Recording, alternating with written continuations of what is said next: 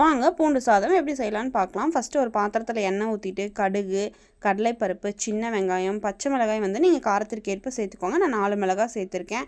கருவேப்பிலை இதெல்லாம் சேர்த்து நல்லா பச்சை வாசம் போகிற அளவுக்கு நல்லா வணக்கி விட்டுட்டு கூட சால்ட் ஆட் பண்ணிக்கணும். கொஞ்சம் சீரகம், சால்ட்டு இது ரெண்டையும் ஆட் பண்ணிட்டு பச்சை வாசம் போகிற அளவுக்கு நல்லா வணக்கி விட்டுட்டு ஒரு பெரிய கட்டை பூண்டு எடுத்து தொளிச்சு வச்சுருக்கேன். அந்த தொளிச்சு வச்சுருக்க பூண்டை வந்து நல்லா தட்டி வச்சுருக்கேன். தொளிச்சு நல்லா தட்டி வச்சாதான் பூண்டு சாப்பாட்டுக்கு போட்டு சாப்பிட்றதுக்கு நல்லாயிருக்கும். இந்த மாதிரி தட்டி வச்சுருக்க பூண்டை உள்ளே போட்டுட்டு நல்லா பச்சை வாசம் போகிற அளவுக்கு பூண்டை நல்லா வதக்கி விட்டுணும்.